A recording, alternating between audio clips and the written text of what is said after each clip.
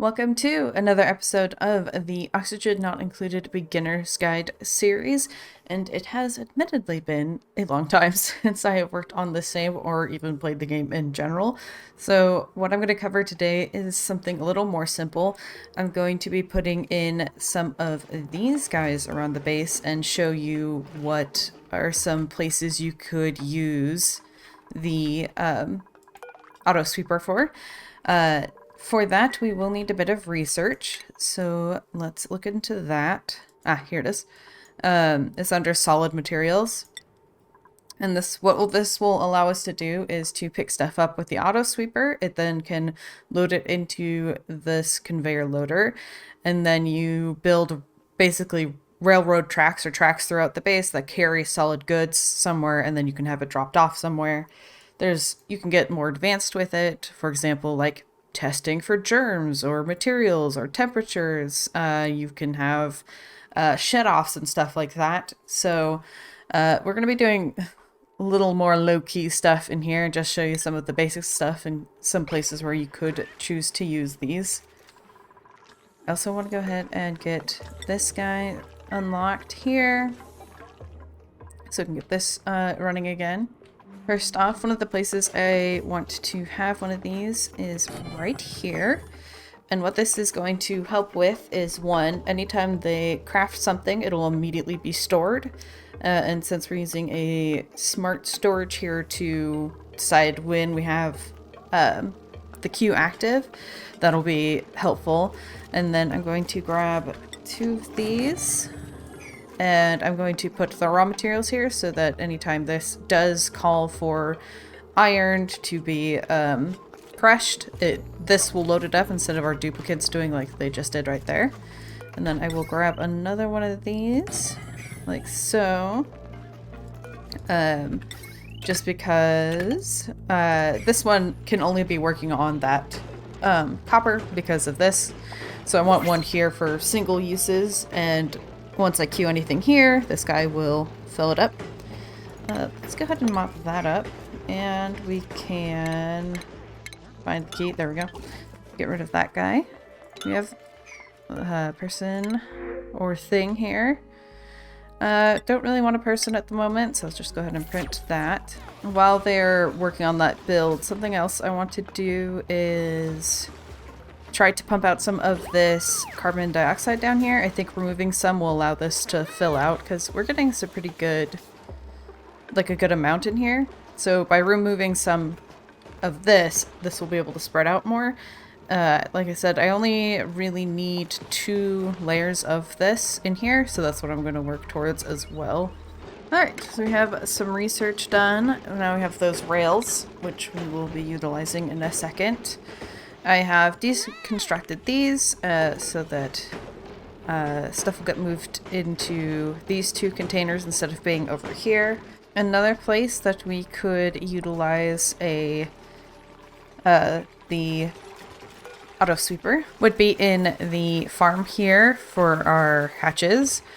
So I don't want to waste too much by having... I could put 3 in here and have every part of the floor covered, but this is mostly just to make the job better. There's a couple squares where if the hatch puts down, like poops out a coal, there'll be a couple squares where my duplicants will have to pick it up, but for most part, these guys will be grabbing them. And then we will grab a loader. Here we are. And this needs to be somewhere where this guy can reach it. So we've got one there and one there. And what we'll do is we will change what this accepts to just coal. And any coal that this guy sees, it'll pick up and put in here. And then we will use a rail, like so. And where we're mostly using our coal right now is in this room. So let's go ahead and grab, like so. And then I will just drop it off right here on the floor. And then this guy will pick it up and either put it in one of these or throw it into one of these storages. These things do need power, so keep that in mind. Alright, I am using the fact that right here is a weird transition zone between two different elements so that the pressure is not all that high. So hopefully we could get some of this out before it overpressurizes. This wouldn't be as much of a problem if we had some plastic. There is a version that can off-gas at a higher pressure, but for now this is what we're working with, so hopefully we can get some of that out of here. As you can see, as we're... Let's give this a second to pause, see how this is spreading out. But you can see that things are starting to move around now that we're pulling out some of the carbon. Alright, so we've got this stuff built. So now we need to go into consumable, turn on coal, do the same over here. If you want your duplicates to be able to place stuff into this, you can allow manual use. You probably don't want to do that too often because if a duplicate sees something that the sweeper could see and they queue to grab it, the sweeper can't pick it up. So we have a much higher preference for the sweeper to be grabbing it. So if you do allow it, have it at a pretty low priority, but it's useful for times where like you don't have the sweeper and you just need to send some things along the conveyor, so that's why you would want to use that. The other thing I was going to use this for is if we build another one of these, we could have it go off this way, have a chute, and wait for the save. There we go. And then we will set this one to eggs. So any egg that it can see, it'll pick up and drop down here, and it will be a way to kind of remove some of the eggs that are laying in a part of the area so that we don't have to manually remove them. So I went ahead and used this for a little bit, and we've gotten it down. I might actually cancel and leave this part here. But you can see now that the hydrogen is filling up a much larger space. I need to remember to continue to check on this spot. So I have them exploring up this direction, but there is a lot of sand. And it's so easy for enough sand to build up here that the duplicates couldn't leave. I have had problems with in the past, so I've actually built this ladder up higher and cleared off some space so that up here they can travel. Because had I still had it where I normally do, which is here, both the people that just went by would have been stuck up here, and I wouldn't have known, because it's not like they start suffocating or anything, so it'd just be something along the lines of they make a mess, and then that's how I find out that they need assistance. So keep in mind when you're digging around sand that your duplicates can very easily get stuck. Alright, let's get this guy set up.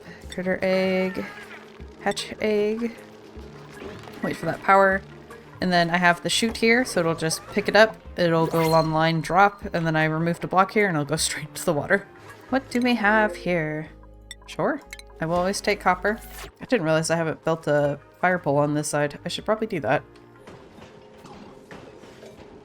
So there you could just see it was moving stuff around, so it picked up what he crafted, put it away, grabbed new stuff, supplied it, so he only has to stand here and continue to work. It's brilliant.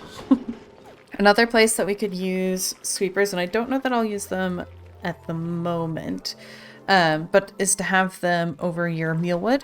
So if you have a source of dirt on the side, they'll supply the dirt, they'll pick up any seeds, and then if you get really fancy, you could pick up the mealwood that they harvest and then send it along the line and send it into the kitchen. But I'm not, I don't know how long I'm going to keep the mealwood here. So I've reached up here, I can see we have another cold biome, which is good, and another one over here. I think I'm going to have them dig off to the side and see what we can ladder up this way, just because I don't want to break into that biome if we don't have to. What material do we have here? Granite? So let's go ahead and build more ladders out of that.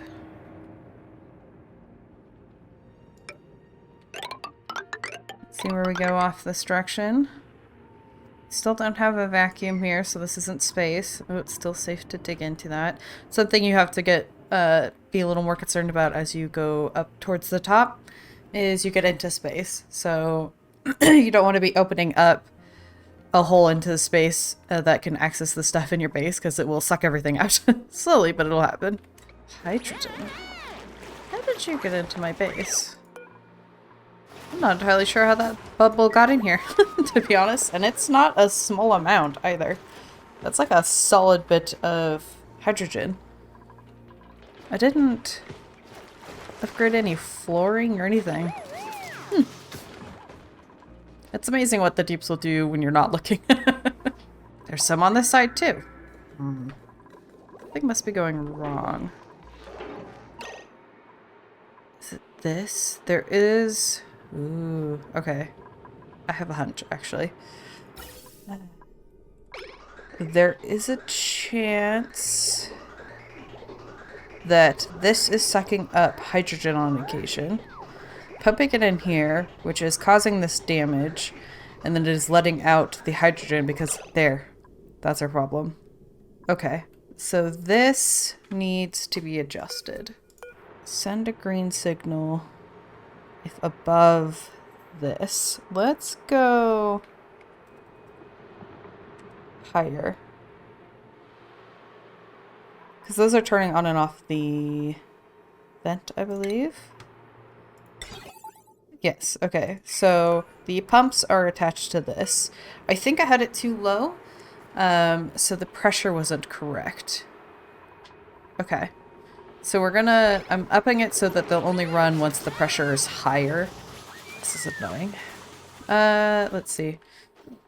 I did want to get some of the carbon out of here. So that might be what I work on next round. A pump is probably what I'll use. And then pull out the gases in this room and the one on the other side. I will probably store the carbon because pretty much everywhere I could dump it right now is pretty high pressure. So a vent like this wouldn't really work. There is storage for gases, so that's probably what I'll use. I will store the carbon and then potentially route this down into this room so that we're using it.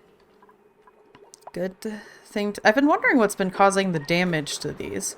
It's because they've been getting the wrong gas in them. Okay, that's good to have figured out. Once you do enough research down the tree I showed you at the start, to have like the shutoffs and stuff and the detectors, what you could do is have it pick up anything in this room and then detect a material, and then use shutoffs to direct them down certain lines. So like I could pick up eggshells and send those into here. But if it's an egg, send it down this way. It can become quite intense and very spaghetti if you're not careful.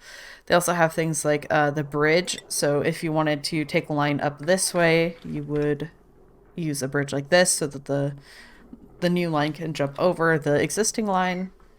So those are some of the things about the using the automation to pick up and move things around your base so your duplicants aren't doing it. I'll probably add more as we go, but power is a bit of a concern when it comes to them. They don't always get used, but if you have too many going on at once, it can pull quite a bit of power. So until we have an even stronger power grid, trapped. Ada, I tried to find a path that didn't have a bunch of sand just for you. At least this one let me know she was stuck. Alright, so she's out now. That's good. So, yes. Those are some of the things that you can do with it. You need more power to do a bunch of stuff with it, but every time you install something like this, it takes another job away from your duplicant so they can be doing other things that you can't really automate. Like, you can never automate the use of this, but we've made it so they don't have to supply it or take the stuff that they create from it. So we've made it as efficient as we can for them. So I hope you guys have enjoyed this episode. I know it's not the most in-depth tutorial or topic, but it is an incredibly useful one. It will save your dupes a lot of time. So I thought it was worth covering. So I hope you guys have enjoyed it. And if you have any questions, let me know down below. And until next time, I hope you have a wonderful day.